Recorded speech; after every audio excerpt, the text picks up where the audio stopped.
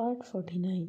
دیکھو شاویز، تمہارے کہنے پر میں نے تمہیں تمہارا موبائل واپس لوٹا دیا، لیکن اب تم مجھ سے دغا بازی نہ کرنا ورنہ میں بیا کو بتا دوں گی۔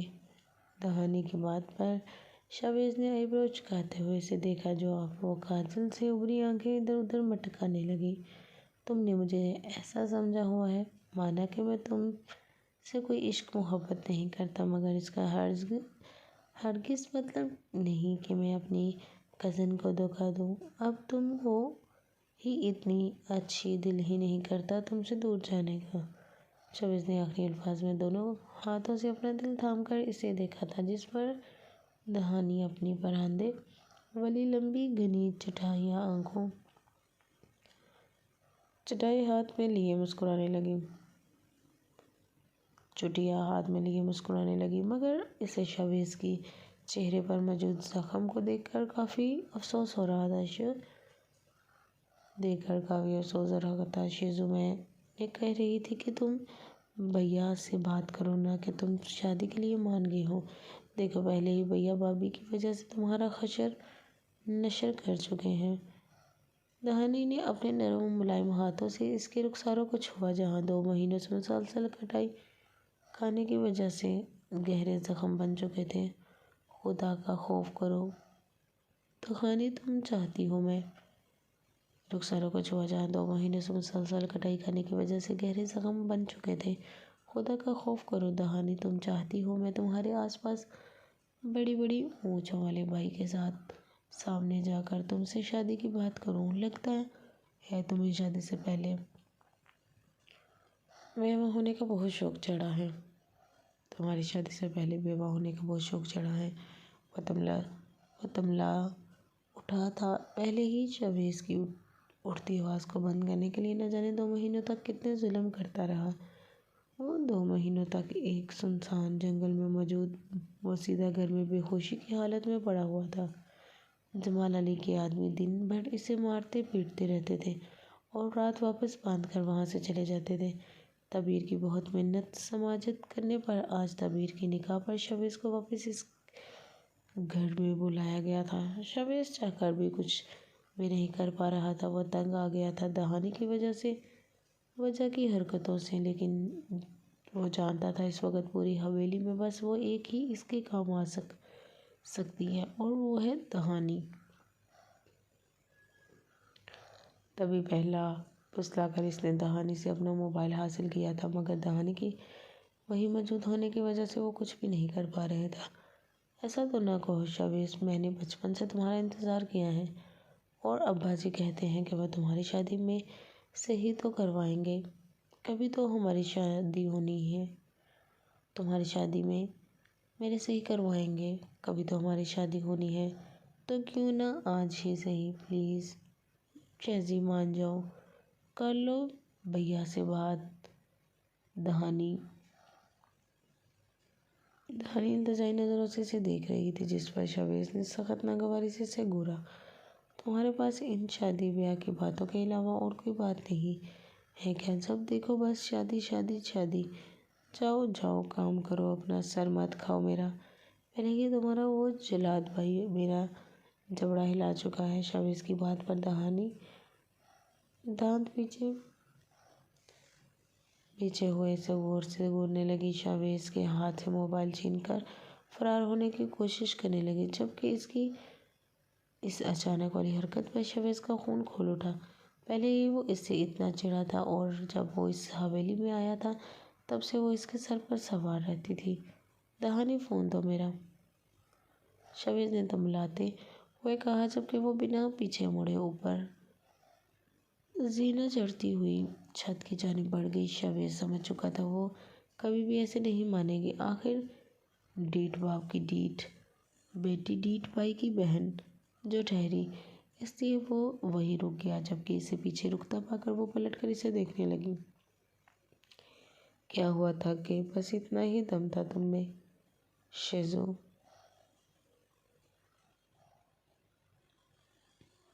کیا ہوا تھک گئے؟ بس اتنا ہی دم تھا تم میں شیزو؟ شاویز کا پھولتا ہوا سانس لے کر دہانی تمسخرانہ انداز میں کہتے ہوئے اپنے چٹیا کو ایک ادا سے کمر پر ڈالنے لگی، جس پر شاویز مانی انداز میں اسے تکتا ہوا اس کے قریب آنے لگا۔ اس کی نظروں سے دہانی کا دل زوروں سے دھڑک رہا تھا۔ دہانی دیوار کے پشتے لگی اسے ہی دیکھ رہی تھی، جو اب اس کے ارد گرد ہاتھوں کو دیوار پر جمائے فرار کے سارے راستے بند کر چکا تھا۔ تمہیں اپنے ہونے والے شوہر سے ڈر کیوں نہیں لگتا؟ شاویز نے اس کے چہرے پر بکھرے بالوں کو ہٹاتے ہوئے کہا، جس پر دہانی گڑبڑا کر رہ گئی اور نظریں جھکائے کھڑی ہوئی تھی۔ اگر واقعی تمہیں ڈر نہیں لگتا تو؟ شاویز نے ہاتھ کے پورے سے اس کا چہرہ اپنی جانب کیا۔ وہ اس کی آنکھوں میں دیکھ رہا تھا، جس پر دہانی کا دل باہر آنے لگا تھا۔ شاویز نے ہاتھ کے پورے سے اس کا چہرہ اپنی جانب کیا۔ وہ اس کی آنکھوں میں دیکھ رہا تھا، جس پر دہانی کا دل باہر آنے لگا۔ تو بھلے سے نہ ڈرو، لیکن یہ میرا موبائل مجھے واپس دو، تمہارے کام کا نہیں ہے۔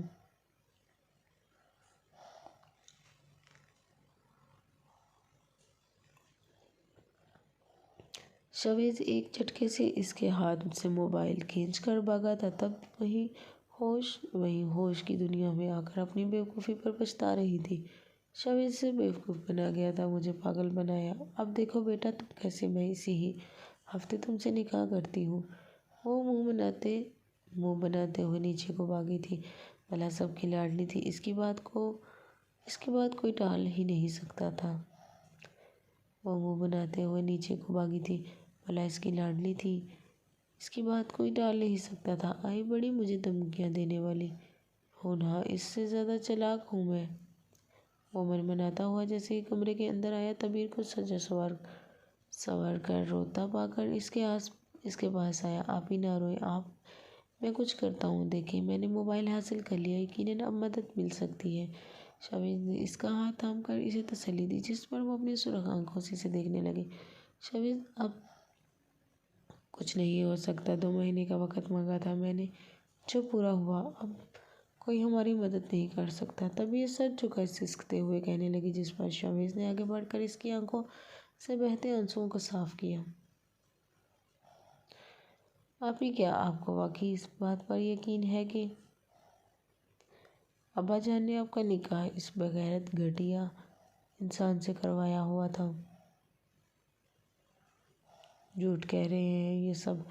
آپ پریشان نہ ہوئیں، میں کچھ کرتا ہوں۔ اگر نکاح ہو بھی چکا ہو تو آپ خلا لے لیں گے۔ آپ خلا لے لیجئے گا، شاویز نے پرعزم انداز میں کہا، جس پر تبیر بوئے گٹھی کیے اسے دیکھنے لگی، جو اب کافی سمجھدار ہو چکا تھا۔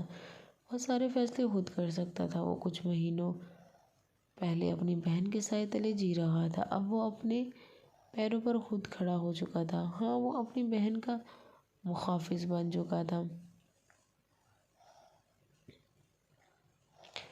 شاویز تم یہ سب اتنا آسان سمجھتے ہو؟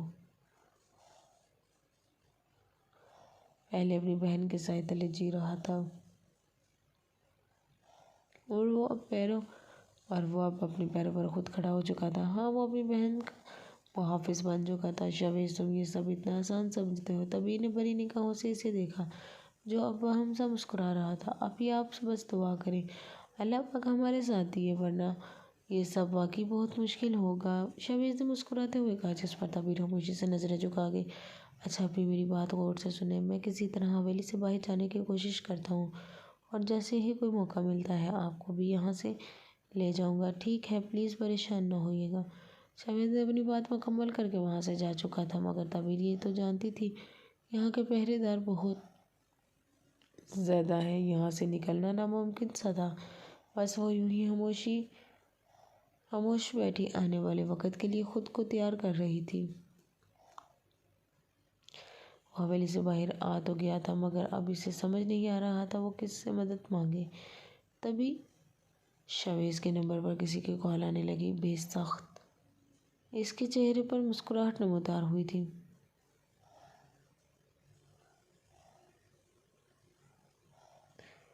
وہ خود ڈرائیو کر رہا تھا اور جس تیزی سے وہ گاڑی ڈرائیو کر رہا تھا وجاہت صاحب کو لگ رہا تھا وہ لوگ وہاں پہنچے نہ پہنچے لیکن اوپر ضرور پہنچ جائیں گے۔ طویل کے مل جانے کی خبر سن کر وہ اپنے ہوش و حواس کھو بیٹھا تھا۔ کبھی تو اس کے لیے لب مسکرا رہے تھے، کبھی آنکھیں نم ہو رہی تھیں۔ شاید وہ اپنا وہاں پہنچے نہ پہنچے لیکن اوپر ضرور پہنچ جائیں گے۔ طویل کے مل جانے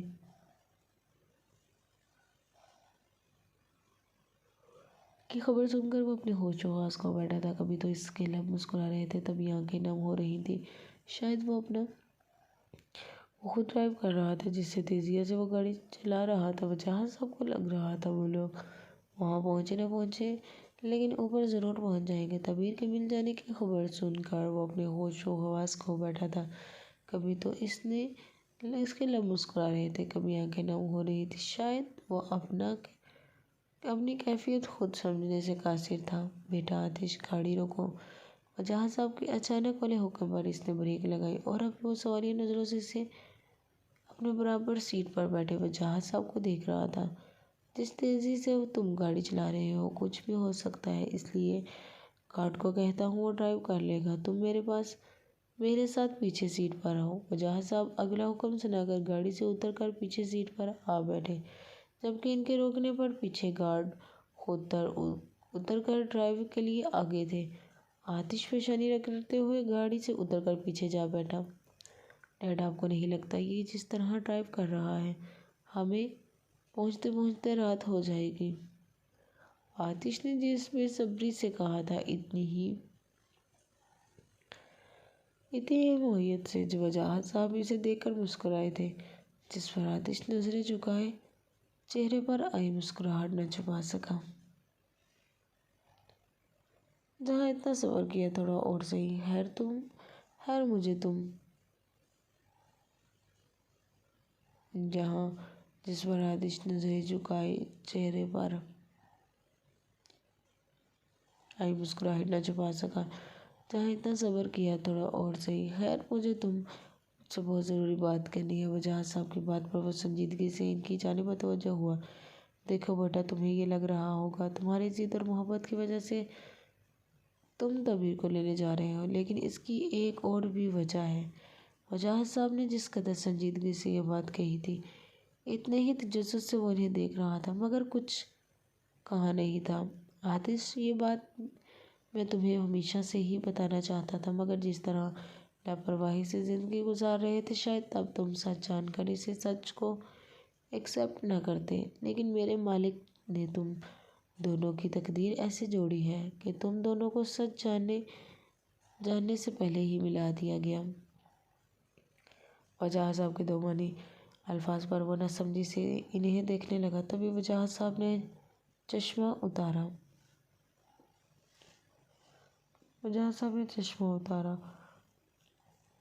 کر آنکھوں کے گرد انگلی پھیری۔ شاید وہ اسے سچ بتانے کے لیے خود کو تیار کر رہے تھے۔ ڈیڈ، میں سمجھا نہیں، آپ کیا کہنا چاہ رہے ہیں؟ کیسا سچ، کیسی تقدیر؟ آتش نہ سمجھی سے سوال کیا، جس پر وجاہت صاحب نے گہری سانس لیتے ہوئے بات کا آغاز کیا۔ آتش، جب میں اور تمہارے دادا ایک مڈل کلاس محلے میں رہتے تھے، وہاں میری کافی دوست یار بن چکے تھے، اور پھر جب ہم وہاں سے ڈیفینس شفٹ ہوئے تھے۔ آتش، جب میں اور تمہارے دادا ایک مڈل کلاس محلے میں رہتے تھے، وہاں میرے کافی دوست یار بن چکے تھے، اور پھر جب ہم وہاں سے ڈیفینس شفٹ ہوئے اور پھر میری تمہاری مما کے ساتھ شادی ہوئی۔ اس کے کچھ وقت بعد تم ہماری زندگی میں آئے، اور پھر ایک دن تمہاری موم ہم سب کو چھوڑ کر چلی گئی۔ تبھی میرے اس مڈل کلاس محلے میں ایک دوست، جو کہ ایک ٹیچر تھا، ایک مجبوری کے تحت مجھے تمہارا نکاح اس کی بیٹی سے کرانا پڑا۔ وہ جو خاموشی سے وجاہت صاحب کی بات سن رہا تھا، نکاح والے جملے پر آ کر وہ شاکڈ کی کیفیت میں اپنے ڈیڈ کو دیکھنے لگا۔ ڈیڈ، یہ کیا کہہ رہے ہیں آپ؟ آتش نے جس انداز میں یہ الفاظ کہے تھے، وجاہت صاحب اس کے رد عمل سے پہلے ہی واقف تھے۔ یہی سچ ہے آتش، اور تب سے اب تک میرے دوست نے مجھے کافی بار اس کی بیٹی کو بیاہ کر لے جانے کی بات کی۔ مگر میں مجبور تھا اور بھی ذمہ داریاں تھیں جو میں یہ سب نہ کر سکا اور نہ ہی تمہیں سچ بتا سکا۔ وجاہت صاحب نے اطمینان سے یہ بات کہی تھی، جبکہ آتش کا تو دماغ سن ہونے کو تھا۔ وہ بے یقینی سے اپنے ڈیڈ کو دیکھ رہا تھا۔ ڈیڈ، یہ سب آپ مجھے کیوں بتا رہے ہیں؟ ڈیڈ، آپ جانتے ہیں میں طبیعت سے محبت کرتا ہوں۔ ہم اسے لینے جا رہے ہیں۔ آخر آپ کہنا کیا چاہتے ہیں؟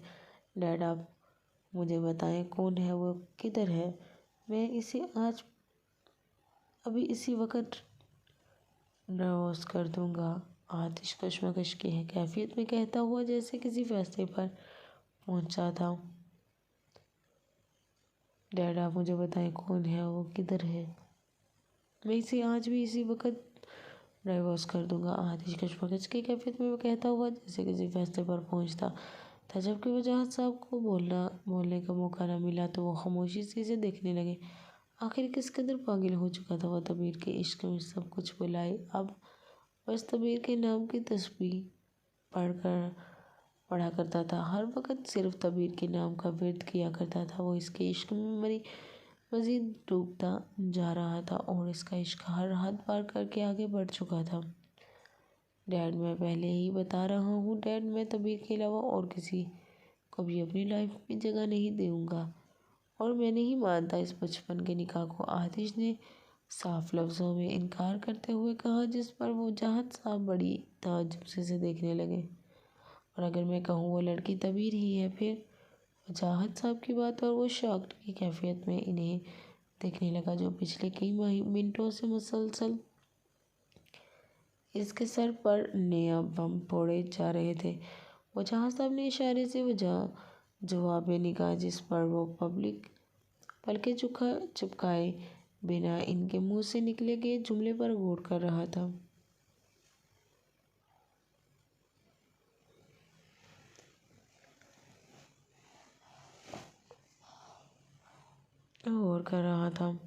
ڈیڈ، کیا آپ کوئی مذاق کر رہے ہیں؟ مطلب یہ سب کیا ہے؟ کچھ سمجھ نہیں پا رہا میں۔ آتش نے پیشانی رگڑتے ہوئے کہا، جس پر وجاہت صاحب نے اس کے مضبوط کندھے پر ہاتھ رکھا۔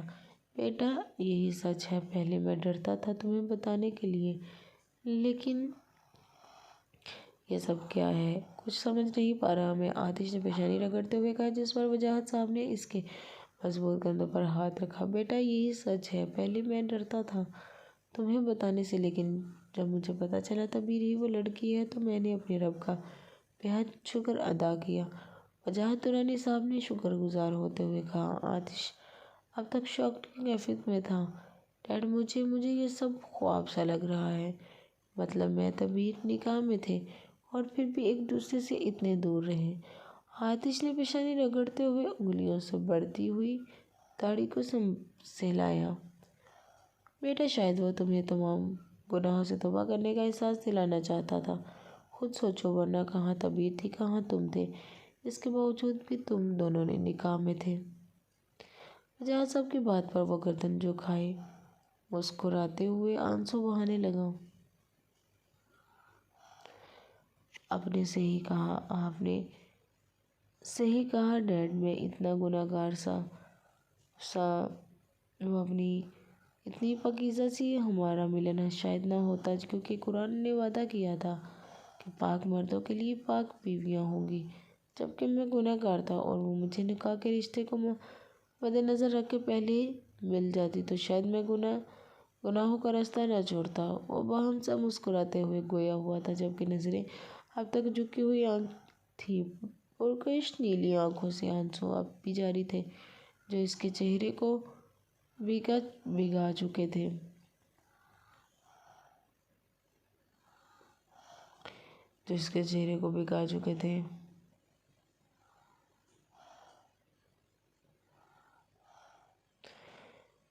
اب تک جلی ہوئی تھی پرکشش نیلی آنکھوں سے آنسو اب جاری تھے جو اس کے چہرے کو بھگا چکے تھے۔ لیکن میرے رب نے ہماری تقدیر کچھ اس طرح لکھی تھی کہ سالوں پہلے ہمیں ایک پاک رشتے میں باندھ دیا گیا تھا، پھر ہمیں یوں اچانک ملایا گیا۔ میرے دل میں اس کے لیے ایک الگ ہی قسم کا احساس جگایا گیا اور جب اس کی محبت میں ڈوب کر صراط مستقیم پر گامزن ہوا تب اس کے دل میں میرے لیے محبت ڈالی گئی اور پھر اسے مجھ سے دور رکھ کر اور آزمائش لی گئی۔ اب جب میں گناہوں سے توبہ کر لی تو شاید اب ہمارے سارے امتحانات تمام ہو چکے ہوں۔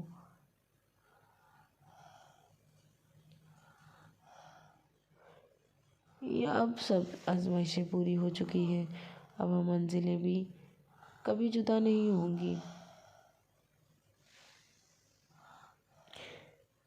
وہ ہچکی لیتے ہوئے بمشکل اپنے الفاظ کہہ کر خوبصورت مسکراہٹ کے ساتھ اپنے ڈیڈ کو دیکھنے لگا، جو اس کے اور چہرے کو مزید تر و تازہ دیکھ کر دل میں کافی مطمئن تھے۔ بالکل ایسا ہی ہے آزمائش، ارے بھائی گاڑی چلی، جلدی چلاؤ، شام ہونے لگی ہے، وجاہت صاحب نے مسکراتے ہوئے گارڈ کو مخاطب کرنے لگے، جس پر آتش بھی مسکرا دیا۔ دوران سفر انہوں نے بہت سی اہم باتیں سے آتش کو آگاہ کیا تھا۔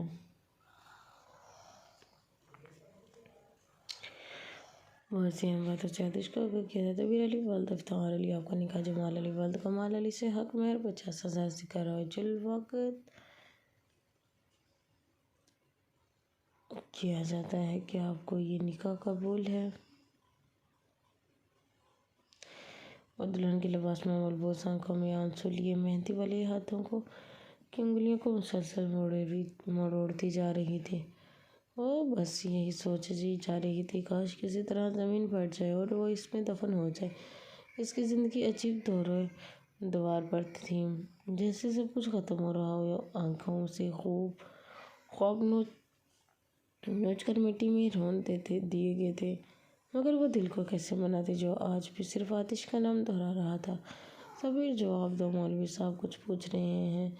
جمال صاحب کی گمبھیر آواز پر طبیر نے بڑی مایوسی سے انہیں دیکھا، جو اب بھی غصے سے گور رہے تھے، جبکہ برابر بیٹھا جمال، جس کی خوشی کی کوئی انتہا نہ تھی۔ طبیر علی والد افتخار علی آپ کا نکاح جمال علی والد کمال علی سے حق مہر 50,000 روپے سکہ رواج الوقت کیا جاتا ہے۔ کیا آپ کو یہ نکاح قبول ہے؟ مولوی صاحب نے دوسری بار یہ جملہ دہرایا تھا، مگر طبیر کی طرف سے کوئی بھی جواب نہ پا کر وہ حویلی کے تمام مہمان آپس میں باتیں بنا رہے تھے۔ اے لڑکی جواب دے رہی ہے یا نہیں؟ جمال نے جس بدتمیزی سے مخاطب کیا تھا، طبیر کی جگہ اگر کوئی اور لڑکی ہوتی تو یقیناً اس کا منہ نوچ لیتی، مگر طبیر یوں ہی آنسو بہائے خاموش رہی۔ دل زوروں سے دھڑک رہا تھا، کیا کوئی آنے والا تھا؟ طبیر کی جگہ اگر کوئی اور لڑکی ہوتی تو یقیناً اس کا منہ نوچ لیتی، مگر طبیر یوں ہی آنسو بہائے خاموش رہی۔ دل زوروں سے دھڑک رہا تھا، یا کوئی آتا اسے بچانے۔ ابا یہ ایسے نہیں مانے گی، اس کا بھائی کدھر ہے؟ بلائیں اسے۔ جمال کے حکم پر کمال نے شہباز کی طرف اشارہ کیا، جس پر شہباز نہ سمجھی سے اسے دیکھنے لگا۔ دیکھتے ہی دیکھتے کمال کے آدمی نے شہباز کے ہاتھوں کو اس کی پستل پر لپیٹ کر قابو کیا اور کن پٹی پر پستول رکھ کر کھڑے ہو گئے۔ مطلب صاف تھا، وہ لوگ طبیر کو ڈرا دھمکا کر اسے قبول کروانا چاہتے تھے، اور ایسا ہی ہوا۔ طبیر نفی میں سر ہلائے کبھی اپنے بھائی اور کبھی ان دو باپ بیٹوں کو دیکھنے لگی۔ وہ آج خود کو دنیا کی سب سے بد نصیب لڑکی محسوس کر رہی تھی، جو اپنے حق کے لیے آواز تک نہیں اٹھا پائی تھی۔ جمال نے ایک جھٹکے سے اس کا بازو پکڑا۔ بات سن لڑکی، اگر اپنے بھائی کی زندگی عزیز ہے تو ابھی اسی وقت مولوی صاحب کی بات کا جواب دے اور نکاح نامے پر دستخط کر، ورنہ کہیں ایسا نہ ہو کہ آج شام تیری سہاگ رات کی بجائے تیرے بھائی کی موت کا ماتم منایا جائے۔ جمال نے جس غلاظت سے اسے دیکھتے ہوئے یہ الفاظ کہے تھے، طبیر نے گن کھا کر منہ پھیرا تھا۔ اس کا پورا وجود کانپ رہا تھا، اس کی کیفیت سمجھ سے باہر تھی۔ جمال نے ایک جھٹکے سے اس کا ہاتھ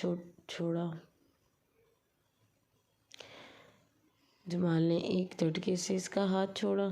نہیں اپی، آپ ہمت رکھیں، نہیں ہاریں یہ لوگ، ہمیں نہیں ماریں گے یہ لوگ، میرا نہیں اپی، آپ ہمت نہیں ہاریں، یہ لوگ میرا کچھ بھی نہیں بگاڑ سکتے، پلیز آپ بھی پازیٹیو۔ شاویز چیخ کر کہنے لگا، وہ نہیں چاہتا تھا کہ اس کی معصوم بہن ان کی سازش لوگوں کی باتوں میں آ کر اپنی زندگی داؤ پر لگا دے۔ نکاح شروع کہیں مولوی، نکاح شروع کریں مولوی صاحب، آپ اب اس کے اچھے بھی جواب دیں گے۔ جمال نے خونخوار نظروں سے شاویز کو گھورتے ہوئے مولوی صاحب سے کہا، جس پر وہ خالی نظروں سے شاویز کو دیکھنے لگی، جو مسلسل نفی میں سر ہلا رہا تھا۔ شاید اب کچھ بھی نہیں ہو سکتا تھا، اب اس کے خوابوں کا جنازہ نکالا جا رہا تھا۔ اپنی محبت کو اپنے ہی ہاتھوں سے قتل کرنے کا وقت آ چکا تھا۔ اب اس سے کچھ تباہ و برباد ہونے والا تھا۔ اس کے خواب، اس کے جذبات، اس کا مستقبل، اس کا دل اور سب سے بڑھ کر اس کا عشق، سب کچھ اختتام تک پہنچ چکا تھا۔ تبھی نے ضبط سے آنکھیں میچی تھیں۔ ہاں، وہ تڑپ رہی تھی، وہ شدت سے کسی کو یاد کر رہی تھی۔ کتنا اچھا ہوتا نا کہ وہ محبت ہی نہ کرتی، تو آج شاید اسے صرف اپنی زندگی کے تباہ ہونے کا ماتم منانا ہوتا، نہ کہ اپنے خوابوں کا بھی۔ اپنی محبت کا خود اپنے ہاتھوں سے گلا گھونٹنا پڑتا۔ طبیعر علی والد افتخار علی آپ کا نکاح جمال علی والد کمال علی سے حق مہر 50,000 روپے سکہ رجل وقت طے کیا جاتا ہے۔ کیا آپ کو یہ نکاح قبول ہے؟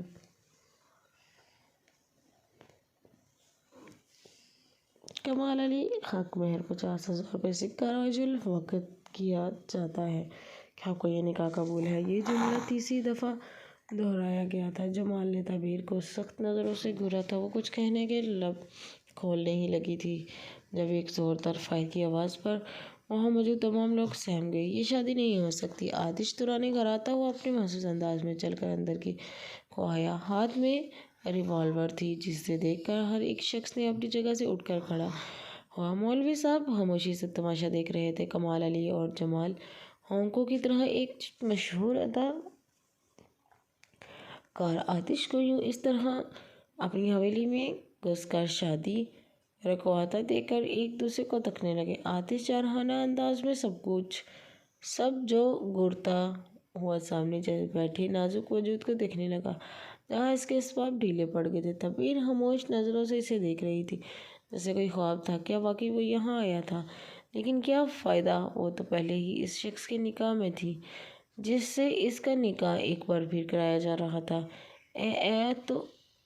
تو اندر کیسے آیا؟ اور یہ کیا طریقہ ہے کسی کی شادی میں گھسنے کا، وہ بھی زبردستی؟ ہاں، جمال اپنے محسوس جاہلانہ انداز میں کہتا وہ اٹھ کر اس کے سامنے آتا۔ آتش نے ایک تیز نگاہ اس پر ڈالی، جو اس کی مالکیت کو اپنا بنانے کی کوشش میں تھا۔ سامنے سے ہٹ جاؤ، آتش نے گمبھیر لہجے میں اسے خبردار کرنے والے انداز میں کہا۔ سامنے سے ہٹ جاؤ، آتش نے گمبھیر لہجے میں اسے خبردار کرنے والے انداز میں کہا۔ شاویز ٹینشن فری ہو کر کھڑا۔ آتش کے پیچھے پیچھے ہی دریز اور بادل اندر آئے تھے، جبکہ وجاہت صاحب تمام سیکیورٹی سمیت حویلی کے باہر کھڑے تھے۔ اوہ، اچھا بھلا کیوں ہوتا کون ہے بھائی تو یہاں آ کر حکم چلانے والا؟ ہاں، جمال کی بات پر آتش نے ضبط سے آنکھیں بند کی تھی۔ شاید وہ غصہ پی رہا تھا، مگر مخالف وجود تو تھا ہی۔ ڈھیٹ ناک تو کرے گا کیا؟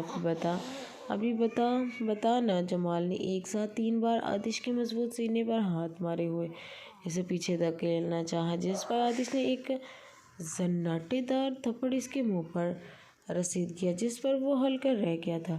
اسے لگا اس کا سر چکرانے لگا ہے۔ وہ بامشکل خود کو سنبھالتا ہوا سر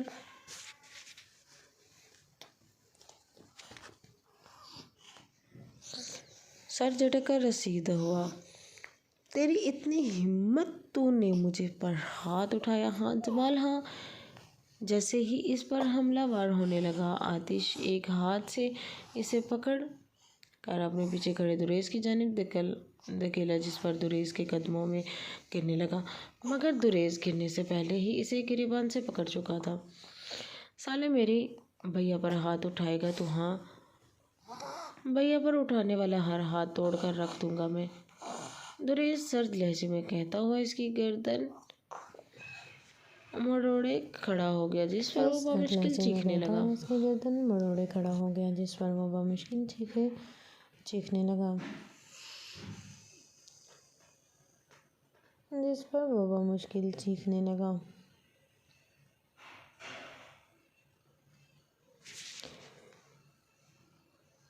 اے لڑکے، چھوڑ میرے بیٹے کو، اور تم لوگوں کا مسئلہ کیا ہے؟ ہاں؟ کمال کے آگے آتے ہی وجاہت صاحب اندر کی جانب آئے۔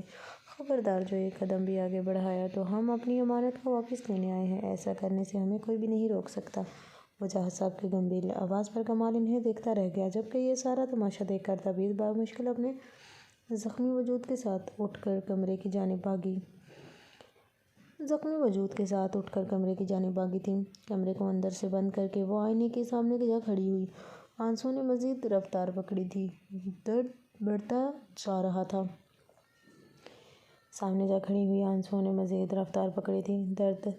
رہا تھا۔ وہ یہاں کیوں آئے ہیں؟ کیا واقعی انہیں یہ نہیں پتا کہ میں کسی اور کے نکاح میں ہوں؟ اس کا دل زوروں سے دھڑک رہا تھا جب کمرے کے باہر سے مسلسل لڑائی جھگڑے کی آوازیں سنائی دینے لگیں۔ وہ سمجھ چکی تھی باہر کا منظر بے حد خوفناک ہوگا۔ اس کا دل زوروں سے دھڑک رہا تھا جب کمرے کے باہر سے مسلسل لڑائی جھگڑے کی آوازیں سنائی دینے لگیں۔ وہ سمجھ چکی تھی باہر کا منظر بے حد خوفناک ہوگا۔ خبردار، جو اب کوئی میرے راستے میں آیا تو وہ دہاڑ رہا تھا۔ اس کی گھڑگھڑاہٹ پر سب لوگ اس کے سامنے سے ہٹ چکے تھے۔ وہ چلتا ہوا طبیب کے کمرے کی جانب بڑھ گیا۔ وجاہت صاحب کے گارڈ نے کمال سمیت تمام لوگوں کو قابو کیا ہوا تھا۔ طبیب، دروازہ کھولو۔ طبیب، مجھے تم سے بات کرنی ہے۔ کمرے کی جانب بڑھ گیا۔ وجاہت صاحب کے گارڈ نے کمال سمیت تمام لوگوں کو قابو کیا ہوا تھا۔ طبیب، دروازہ کھولو۔ طبیب، مجھے تم سے بات کرنی ہے۔ مسلسل دروازہ بج رہا تھا، مگر اندر کھڑے وجود جیسے اس کی قربت سے ڈر لگ رہا تھا۔ وہ اس سے دور رہنا چاہتی تھی۔ وہ نہیں چاہتی تھی کہ وہ ایک بار پھر سے اس کے قریب آ کر اسے اپنے سحر میں جکڑ لے۔ دل تو اس کا تب کانپا تھا جب دھڑام کی آواز پر دروازہ کھلا تھا۔ وہ ایک ہی لات رسید کر کے دروازہ توڑ چکا تھا۔ طبیب کا پورا وجود کانپ رہا تھا۔ آتش بھیگی آنکھیں لیے اندر کو آیا تھا۔ چہرے پر کرب و تکلیف کے تاثرات نمایاں تھے۔ نیلی آنکھیں غصے اور غم سے بے حد سرخ تھیں۔ طبیب، وہ کتنی تکلیف میں تھا، اس بات کا اندازہ اس کے پکارنے کے انداز سے لگایا جا سکتا تھا۔ وہ سسک رہا تھا، اس کی قربت کے لیے تڑپ رہا تھا۔ وہ جیسے ہی اس کے قریب آیا، طبیب 2 قدم دور ہوئی۔ وہ کتنی تکلیف میں تھا، اس بات کا اندازہ اس کے پکارنے کے انداز سے لگایا جا سکتا تھا۔ وہ سسک رہا تھا، اس کی قربت کے لیے تڑپ رہا تھا۔ وہ جیسے ہی اس کی قربت قریب آیا، طبیب 2 قدم دور ہوئی۔ وہیں رک جائیں، طبیب نے اسے قریب آنے پر روکا تھا۔ وہ ناسمجھی سے اسے دیکھ رہا تھا۔ طبیب، کیوں رو رہی ہو؟ طبیب، کیوں کر رہی ہو یہ سب تم؟ آتش کی نظریں اس کے وجود کو چھو کر بھیگی آنکھوں پر آ ٹھہری تھی۔ طبیب نے ایک نظر چرا کر دل کے مقام پر ہاتھ رکھا۔ کہاں چلی گئی تھی تم؟ کتنا تڑپا ہوں تمہارے لیے میں۔ تم جانتی نہیں ہو کس کرب میں گزرے ہیں یہ 2 مہینے میرے۔ دل کے مقام پر ہاتھ رکھا۔ کہاں چلی گئی تھی تم؟ کتنا تڑپا ہوں تمہارے لیے میں۔ تم نہیں جانتی کس کرب سے گزارے ہیں یہ 2 مہینے میں نے۔ اس کے بڑھتے قدموں کو بامتے ہوئے وہ جیسے ہی دور ہونے لگی۔ آتش نے ایک جھٹکے سے اس کو بازوؤں کو پکڑ کر اپنی جانب کھینچا۔ وہ اچانک سے اس کے سینے سے آ لگی تھی۔ ایک دم دونوں کے وجود کے ساتھ ان کی نظریں بھی ٹکرائی تھیں۔ آتش نے نظر بھر کر طبیب کے چہرے کے ایک ایک نقش کو دیکھا تھا۔ وہ اپنی نیلی آنکھوں میں موجود اس کی دیدار کی طلب کو بجھا رہا تھا۔ طبیب کی نظریں اس کے بدلے ہوئے خلیے پر تھیں۔ وہ کہیں بھی پہلے والا آتش نہ لگ رہا تھا۔ چہرہ کافی مرجھایا ہوا سا تھا۔ آنکھوں کے گرد مسلسل رونے سے حلقے پڑ چکے تھے۔ چہرے پر داڑھی کافی بڑھ چکی تھی۔ بڑھتے ہوئے بال پیشانی کو چھپا رہے تھے۔ طبیب کے وجود کے ساتھ ساتھ آتش کے وجود بھی کپکپاہٹ محسوس ہو رہی تھی۔ کبھی سوچا تھا تم نے کس طرح جیوں گا تمہارے بنا میں؟ کبھی محسوس کیا تم نے کہ کس قدر یاد کرتا ہوں تمہیں دن رات ہر پل ہر لمحہ میری سانسوں نے تمہارے نام کا ورد کیا۔ کیوں آخر کیوں تم نے مجھے زندہ لاش بنا کر چلی گئی تھی؟ کبھی محسوس کیا تم نے کس قدر یاد کرتا ہوں تمہیں دن رات ہر پل ہر لمحہ میری سانسوں نے تمہارے نام کا ورد کیا؟ کیونکہ آخر کیوں تم مجھے زندہ لاش بنا کر چلی گئی تھی؟ وہ جس جنون سے جس دہشت سے آخری الفاظ میں چیخا تھا، کچھ پل کے لیے طبیعت گردن جھکائے سہم سی گئی تھی۔ آتش اس کے دل کی دھڑکنیں بخوبی محسوس کر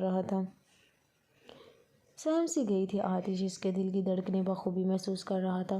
اس کا لرزتا وجود جس پر آتش کی گرفت میں مضبوط ہوتی جا رہی تھی۔ طبیر، میں تم سے دیوانوں کی طرح عشق کرنے لگا ہوں۔ اپنے سخت لہجے پر شرمندہ سا ہو گیا۔ وہ اس کے کان میں سرگوشی کرنے لگا جبکہ وہ اس کے سینے سے لگی اپنی سانسیں بحال کر رہی تھی۔ مجھے تم ہر وقت ہر لمحہ اپنے پاس چاہیے ہو۔ میں تمہیں اب خود سے ایک پل کے لیے بھی دور نہیں کروں گا، یہ وعدہ ہے میرا۔ آتش نے اس کی تھوڑی کو اوپر کر کے اس کی آنکھوں میں دیکھا جہاں مایوسی صاف دکھائی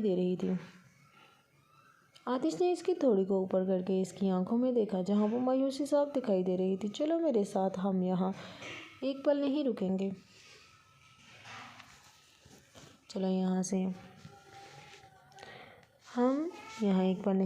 آتش نے وقت ضائع کیے بنا اس کا ہاتھ تھام کر باہر کی جانب قدم بڑھایا، مگر ایک جھٹکے سے طبیب نے اس سے اپنا ہاتھ چھڑایا۔ مسئلہ کیا ہے آپ کا؟ کیوں آئے ہیں آپ یہاں؟ کیا آپ نہیں جانتے میں نکاح میں ہوں؟ ان سب باتوں کا کیا مطلب سمجھوں میں؟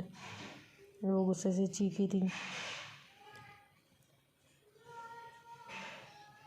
آتش نہ سمجھی سے اسے دیکھنے لگا۔ وہ نہیں جانتی تھی کہ وہ پاگل دیوانہ نہیں رہ سکتا اس کے بنا۔ وہ ان 2 مہینوں میں اسے بھلا چکی تھی۔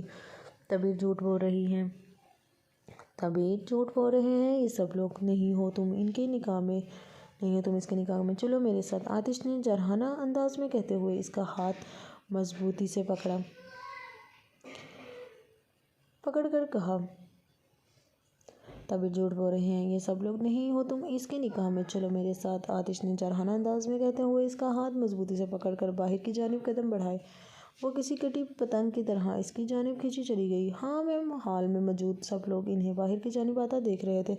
کمال کے سب آدمی بنا بندوق کے زمین پر سر جھکائے بیٹھے تھے۔ وجاہت صاحب کے سامنے کوئی آنکھ بھی نہیں اٹھا پا رہا تھا۔ آتش چھوڑے مجھے، طبیر نے مزاحمت کرنا چاہی، مگر آتش کا غصہ 7ویں آسمان کو چھو رہا تھا۔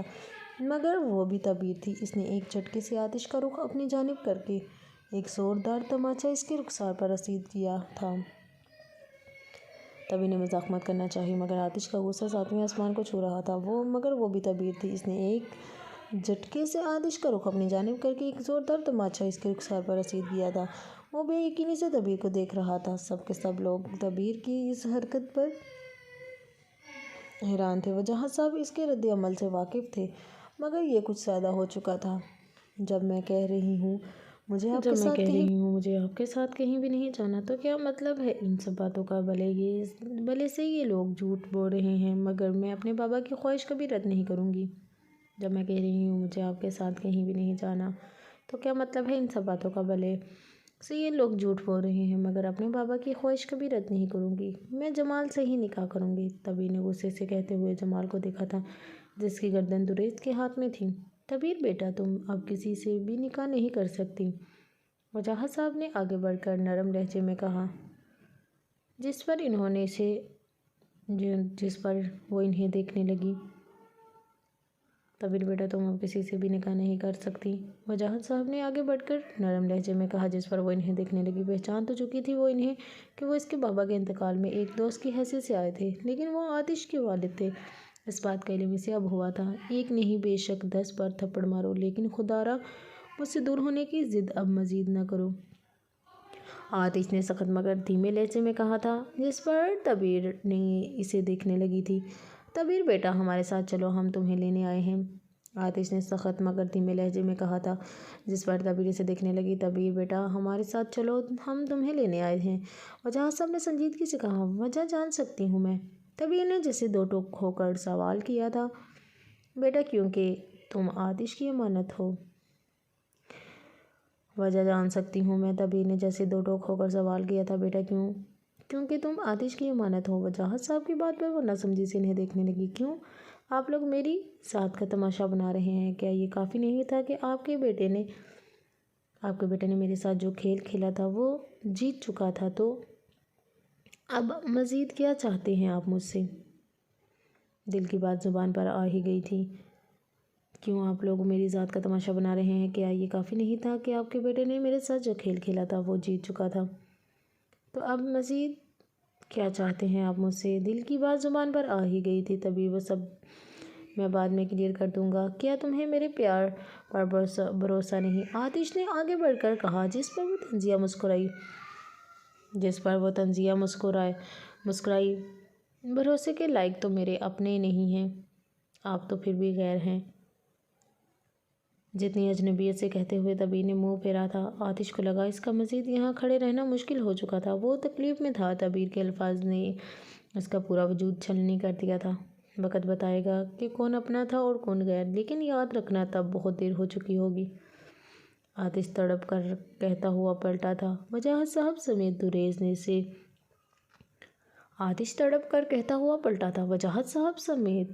دریز سے پکار رہے تھے، مگر وہ جا چکا تھا۔ اپنے زخمی وجود کے ساتھ وہ اس حویلی سے باہر جا چکا تھا۔ بیٹا تبیر بیٹا، تم نے بہت غلط کیا ہے۔ بنا سچ جانے تم نے اسے ایسے الفاظ کہہ دیے جن سے وہ مکمل ٹوٹ چکا ہے۔ 2 مہینوں کے بعد آج کھل کر مسکرایا تھا وہ، صرف تمہارے ملنے کی خبر سن کر۔ تم نے ایک بار پھر نہیں پوچھا اس سے کہ وہ کس حق سے تمہیں اپنے ساتھ لے جانے آیا تھا۔ وجاہت صاحب نے تبیر کو کہتے ہوئے اس کی جانب قدم بڑھائے تھے۔ وہ خاموشی سے انہیں دیکھ رہی تھی۔ سن کر تم نے ایک بار پھر نہیں پوچھا اس سے کہ وہ کس حق سے تمہیں اپنے ساتھ لے جانے آیا تھا۔ وجاہت صاحب نے تبیر کو کہتے ہوئے اس کی جانب قدم بڑھائے تھے۔ وہ خاموشی سے انہیں دیکھ رہی تھی۔ تمہارا باپ دوست تھا میرا، اس سے وعدہ کیا تھا میں نے کہ تمہیں تمہارا حق دلا کر رہوں گا، اور میں جانتی ہوں جس سے تم نکاح میں تھی وہ کون تھا۔ آتش میرا بیٹا، جسے دھتکار کر یہاں سے جانے پر مجبور کر دیا تم نے۔ وہ ہونک بن کر وجاہت صاحب کو دیکھ رہی تھی، مگر وہ آج چپ بالکل بھی نہیں رہنا چاہتے تھے۔ ہاں، وہ اسے تمام حقیقت سے آگاہ کر دینا چاہتے تھے۔ شام سے رات ہو چکی تھی، مگر اب وہ گھر نہ آیا تھا۔ سب لوگ اس کے انتظار میں تھے۔ دریز اور بادل تمام گارڈ کے ساتھ مل کر اسے باہر ہر جگہ ڈھونڈ چکے تھے، مگر وہ کہیں بھی نہیں تھا۔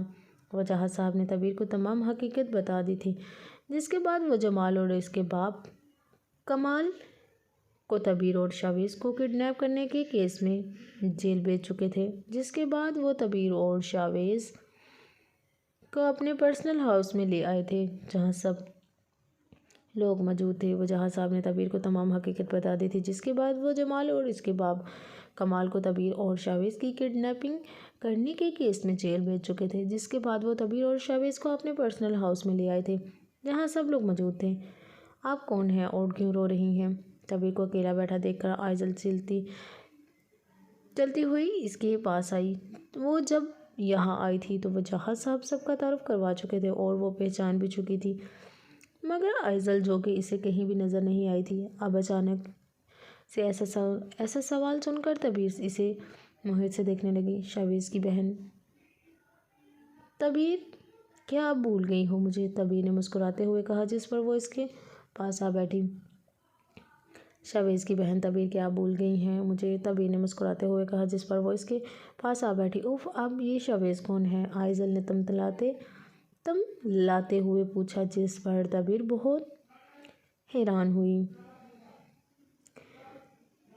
اف، اب یہ شاویز کون ہے؟ آئزل نے تمتلاتے ہوئے پوچھا، جس پر تبیر بہت حیران ہوئی۔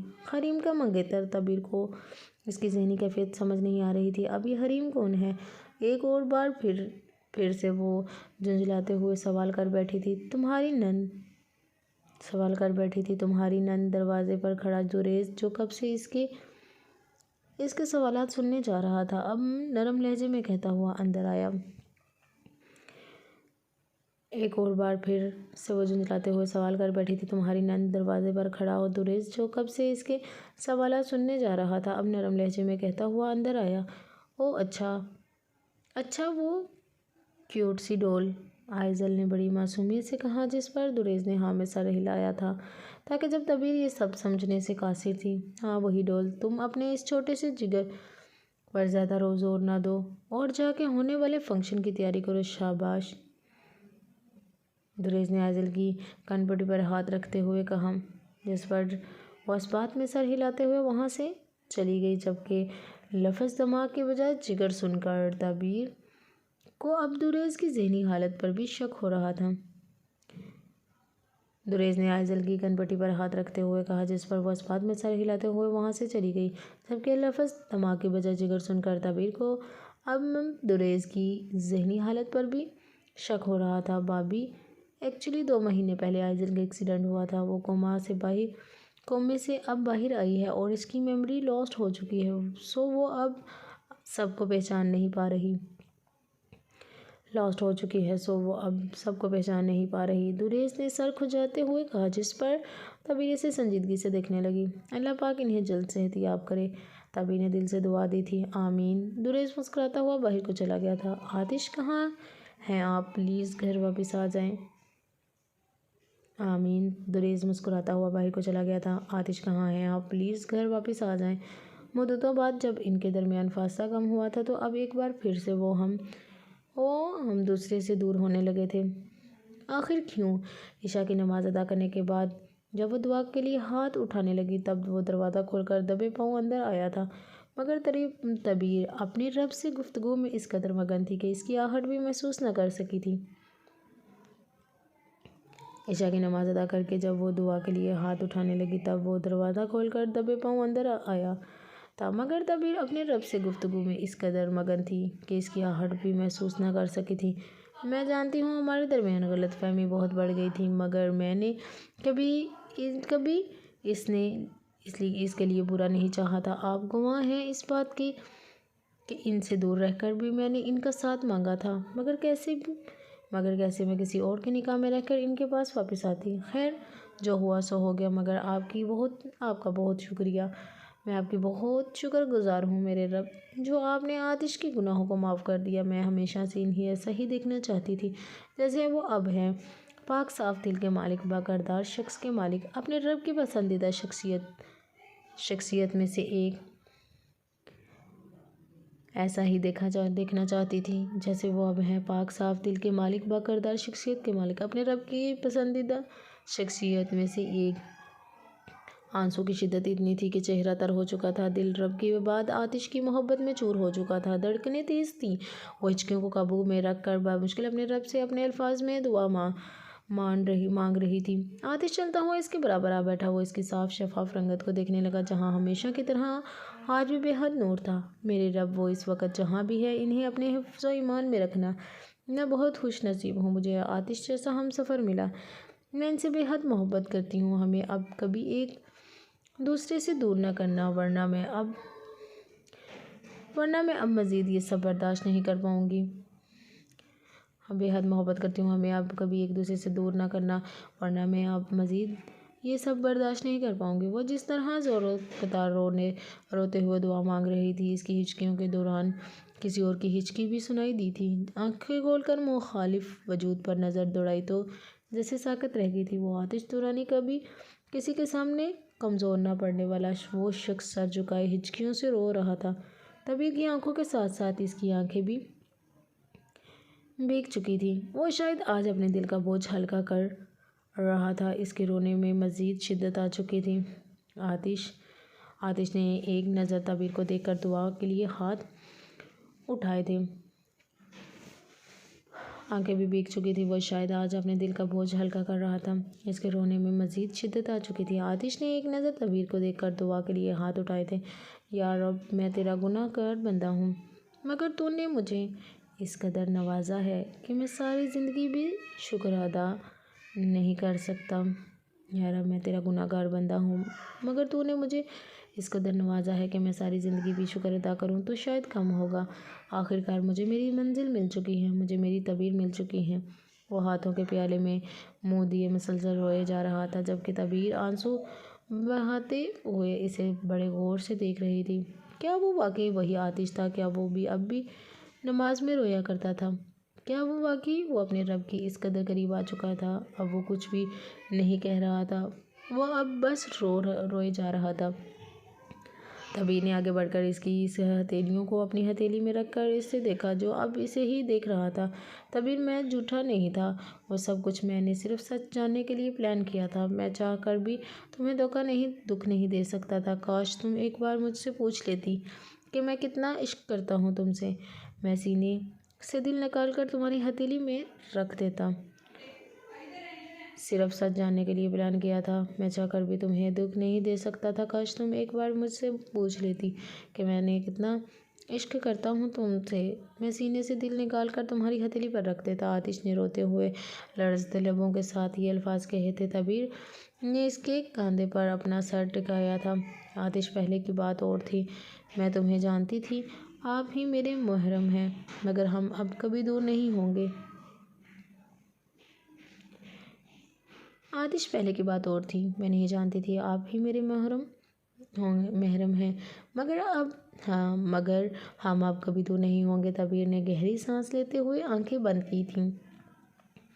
آتش کے جسم میں ایک سکون کی لہر دوڑی تھی جو کہ اب طبیر بھی محسوس کر رہی تھی۔ اے اللہ پاک، ہمیں ایک خوبصورت تحفے سے نوازنا، دونوں نے یک زبان ہو کر کہا تھا، چاہے وہ تیری نعمت ہو، طبیر نے آتش کو دیکھ کر کہا تھا، یا پھر تیری رحمت۔ آتش بہم سا مسکرایا تھا۔ تیری نعمت ہو، طبیر نے آتش کو دیکھ کر کہا تھا، یا پھر تیری رحمت۔ آتش بہم سا مسکرایا تھا۔ نہیں، پلیز پلیز اسے مت مارنا، پلیز پلیز اسے مت مارنا، پلیز۔ وہ بیڈ پر بیٹھی آنکھوں پر ہاتھ رکھے مسلسل بڑبڑائی جا رہی تھی، جبکہ کھڑکی سے کود کر آنے والے وجود نے اس کی چیخیں پکار سن لی تھی۔ سامنے ایل ای ڈی پر فلم چل رہی تھی جس میں ویلن ہیرو کو گولی مارنے والا تھا۔ یہ کیا سین ہے؟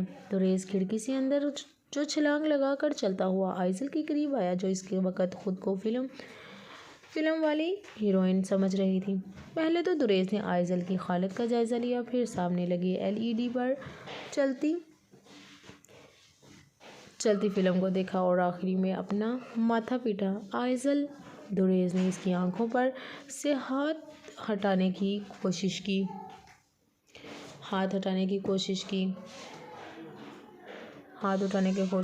ہٹو ہٹو حبیث انسان، میں تمہارا خون پی جاؤں گی۔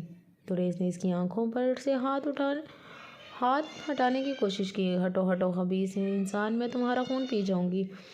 آئزل بنا دیکھے بنا آنکھیں لیے اس پر کسی بلی کی طرح ہاتھ چلانے لگی، جس پر دریس نے بامشکل اس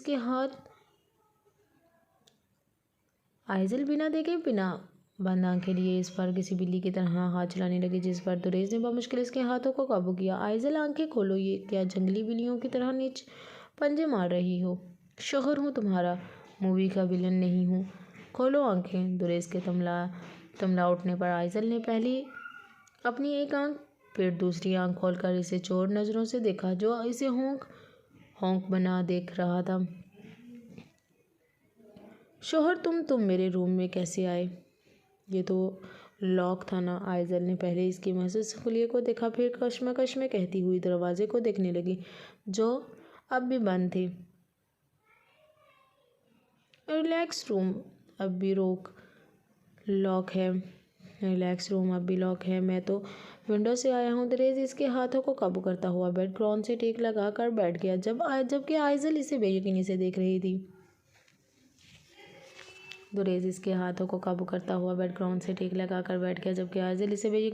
رہی تھی۔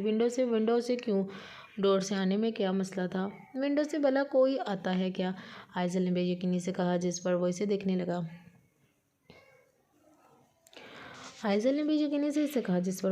لگا۔ یہی تو اپنا سٹائل ہے، جو کوئی نہیں کرتا وہ دریس ڈان کرتا ہے۔ دریس نے اپنے معزز انداز میں کہتے ہوئے گہری کالی آنکھوں کے پٹو گھمائے۔ ایک بات بتاؤ، تم واقعی میرے شوہر ہی ہو؟ दुरेज ने अपने मज़ेदार अंदाज में कहते हुए कहा। गहरी काली आंखों के पिटोए घुमाए। एक बात बताओ, तुम वाकई मेरे शोहर ही हो ना? किसी गुंडे से कम नहीं लगते तुम। आइजल ने एक अंदाज में कहते हुए इसे खुद से दूर करना चाहा, जिस पर दुरेज ने इसकी कमर में हाथ डालकर इसे ऐसा करने से रोका। शोहर नहीं तो क्या हूँ फिर? और वैसे भी गुंडा कभी किसी का शोहर नहीं हो सकता क्या? शोहर नहीं तो क्या हूँ फिर? और वैसे भी गुंडा कभी किसी का शोहर नहीं हो सकता क्या? दुरेज की अजीबोगरीब बातों पर आइजल बेयकीनी से इसे देखने लगी। रिलैक्स डार्लिंग, तुम्हारा शोहर अच्छा वाला गुंडा है। इसे खुद को इस तरह तख्ता पाकर दुरेज ने इसे मजीद अपने करीब किया, जिस पर आइजल की नज़रें झुकीं। रिलैक्स डार्लिंग, तुम्हारा शोहर अच्छा वाला गुंडा है। इसे खुद को इस तरह तख्ता पाकर और दुरेज ने इसे मजीद अपने करीब किया, जिस पर आइजल इसकी नज़रें झुकीं। वैसे आज काफ़ी हॉट लग रही हो। दुरेज ने आइजल के कान में सरगोशी की, जिस पर वो इसे घूरने लगी। आइजल, बुखार वगैरह तो नहीं है कहीं? दिखाओ मैं चेक करूं। बुखार वगैरह तो नहीं, कहीं दिखाओ मैं चेक करूं। दुरेज ने जल्दी से बात पलट कर इसकी गर्दन को छुआ, जिस पर आइजल इसे खा जाने वाली नज़रों से देखने लगी। दुरेज ने जल्दी से बात पलट कर इसकी गर्दन को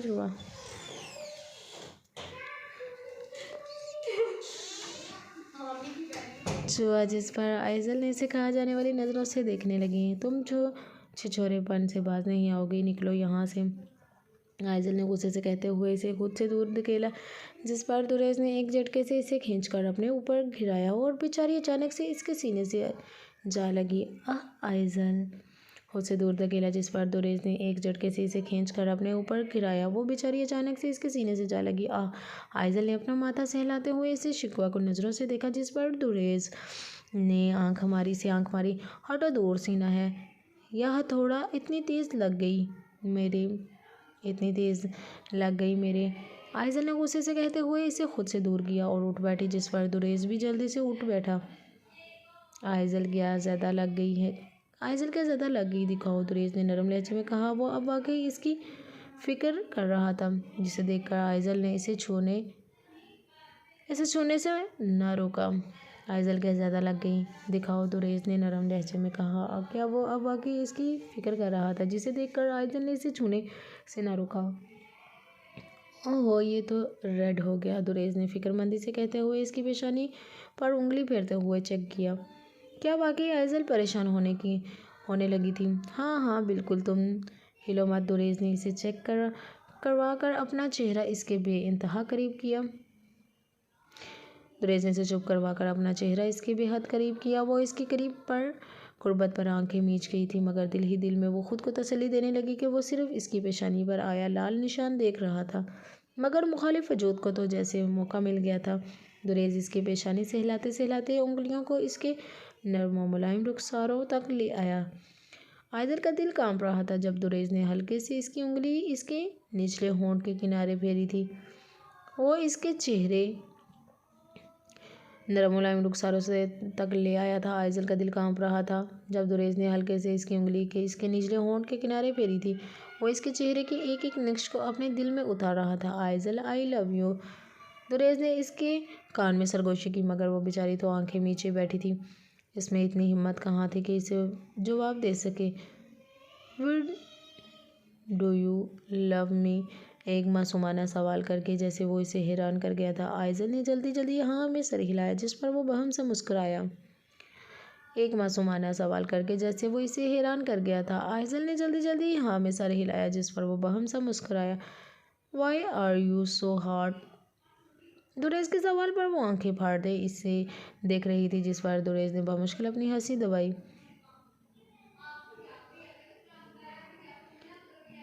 कैन आई किस यू? अब की बार वो आइजल को गुस्सा दिला चुका था। आइजल ने कशन उठाकर इसे नज़रों से वार्न किया। दुरेज आईब्रोज का इसे देखने लगा। हबी को मारोगी? कशन उठाकर इसे नज़रों से वार्न किया। दुरेज आईब्रोज का इसे देखने लगा। हबी को मारोगी? दुरेज ने सख्त तासुरात लिए थोड़े करीब आकर पूछा। जी हाँ। दुरेज ने सख्त तासुरात लिए थोड़े करीब आकर पूछा। जी हाँ। आइजल ने भी थोड़े नज़दीक आकर इसी के अंदाज में इस्तफसार किया। वाकई मारोगी? आइजल ने भी थोड़े नज़दीक आकर ऐसे ही के अंदाज में इस्तफसारा किया, वाकई मारोगी? दुरेज ने इंतहाई सख्त लहजे में मज़ीद नज़दीक आकर पूछा।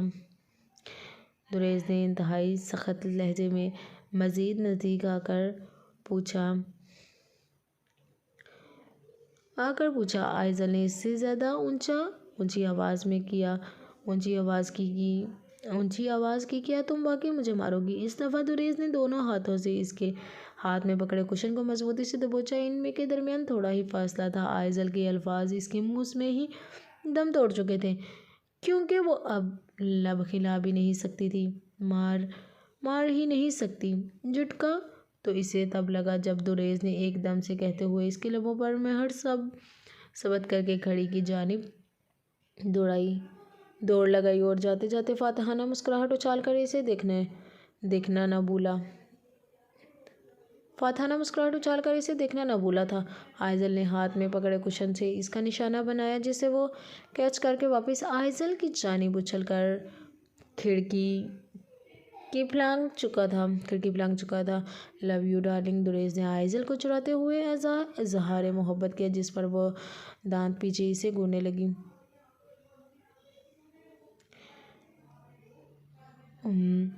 एक फ्लाइंग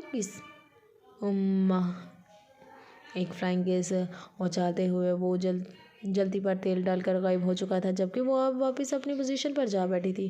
बेसाख्ता इसकी उंगली होंठ पर गई, जहां कुछ देर पहले वो 2 नंबर आदमी 2 नंबरी कर गया था। न चाहते हुए भी आइजल के चेहरे पर एक हसीन मुस्कुराहट नुमाया हुई थी। नेक्स्ट पार्ट जारी है। प्लीज़ आपको मेरा नावल पसंद आए तो मेरे नावल को सब्सक्राइब और आई बेल को प्रेस करें, ताकि मेरी आने वाली वीडियो आप तक पहुंच सके। और मेरा नावल पसंद आए तो प्लीज़ कमेंट में ज़रूर बताइएगा, और मेरे नावल को प्लीज़ कंप्लीट देखिएगा, और अपना ख्याल रखिएगा और बहुत सारी दुआओं में याद रखिएगा। मिलते हैं एक सेकंड लास्ट